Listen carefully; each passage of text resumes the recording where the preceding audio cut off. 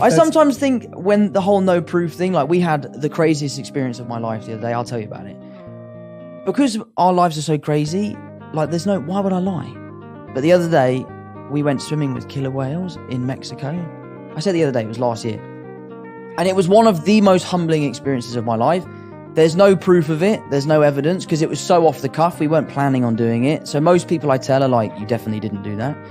But we were in Mexico and we were on a boat and we just so happened to see this pod of orca. Jack, my security guard, thought it'd be a good idea to jump in. He jumped straight in, flippers on, goggles on, and we were driving to keep up with the whales because they were kind of following our boat. So by the time Jack had jumped in, he was like this. He was like 100 meters away and you could see him and the whales were like swimming around him. So I'm starting to freak out because he's a good friend of mine. And he's your security guy. And he's my security. I'm like, Jack, we got to get back to the hotel, bro. So I said to the guy, like, excuse me, sir, can you turn around and go and get my friend? Because we now can't see him anymore. Like, he's gone. God. We found him. We got him back in the boat. And he sort of said, like, lads, you have to get in. It's unlike anything you've ever seen before. My brother Harry's, like, Googling whether or not it's safe to swim with them. And it's sort of the general consensus online is don't go swimming with killer whales.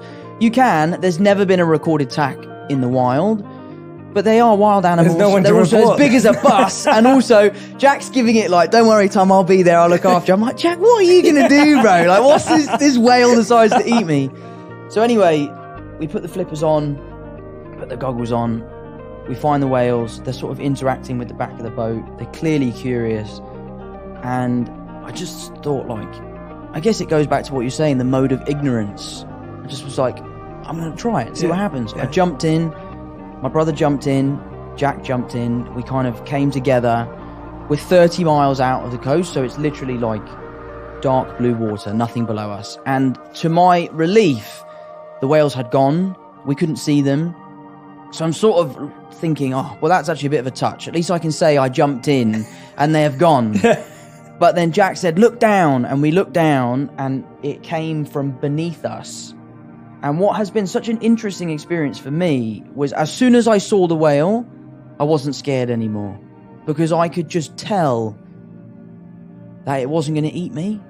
I don't know how to explain it, but you could just see from its body language. I remember it so vividly. It swam up to us. It was maybe 10 meters below us. And it was kind of motionlessly sort of just looking at us. And then it kind of rolled on its back. It did this weird thing where it kind of put its head like this. And you could see its eye. Like we were having this crazy like moment. And then it just swam off and it was gone. And then for 3 hours afterwards, I couldn't speak. I had the biggest adrenaline dump. I just basically was asleep.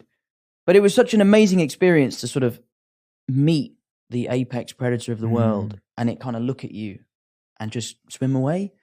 Most people don't believe me because I believe you. There's no evidence, but it was, I think about it now. And then, do you know what's so funny as well?